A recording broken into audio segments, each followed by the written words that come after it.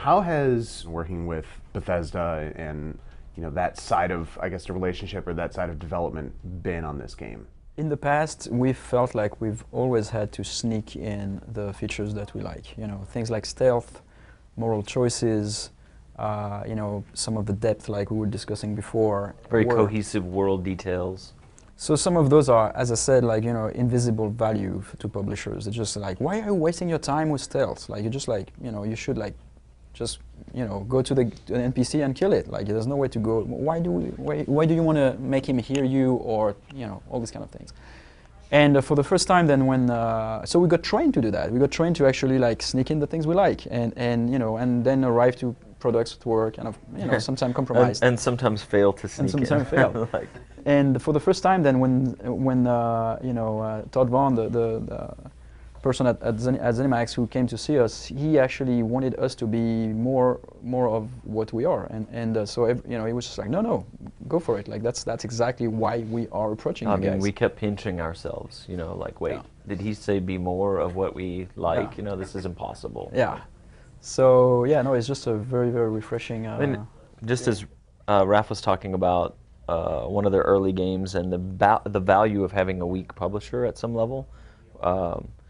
It meant they could make the game they wanted, and the first Deus Ex game, we were pretty isolated. Warren's group down in Austin, we were, far away from the mothership, and Eidos was in England, and we weren't owned. We were independent, and they wouldn't come to the studio that often. And we just kind of did what we wanted for a few years, and it was there's something about the hands-off approach, or letting people do what they're passionate about, that is very meaningful. And I have worked in other situations where we were very tightly controlled, and where executives worried about risk, or trying to ensure that you're doing exactly what they saw last month that succeeded very well, even though they don't understand how different philosophically that is from what you want to do, has caused a great number of problems. And I think that's the thing we love about working with ZeniMax is, they've looked at like the games where the team is like allowed to do their thing, the Fallout games and the Elder Scrolls games, and they've had such great success with that. And those are games, the people who play those games know that there's a million details in those games. They're very broad and they're very rich, and they're not products in the sense that someone checked a bunch of boxes. Those games are like labor of love, and so I think because they've had success in that way, they're a great fit for us. Yeah, well, they are the only, to be honest, like they are the only ones as a publisher that I can think of that truly understand those values, like for this kind of games. To be able to tell somebody, we want to do a first-person game, very immersive, but it's not a shooter really.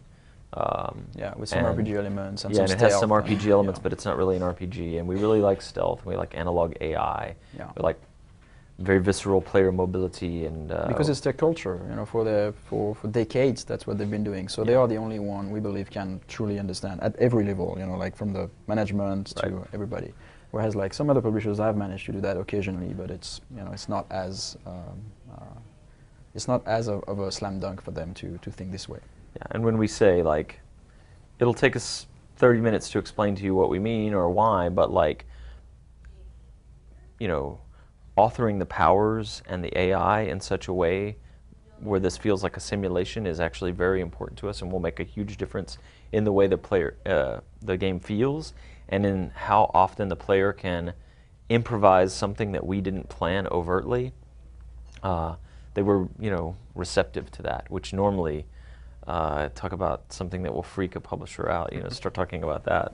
And then always the cool moment where we show a game to Todd Howard, and then we get some feedback, and so that's one of the, as fans of his work, it's kind of cool to have him, talk to us. And we get to go, occasionally we get to go see Emil Pagliarulo or Todd Howard and look at their game a little early and get their feedback on our game and stuff, and so it's like, so far it's like, we're super happy.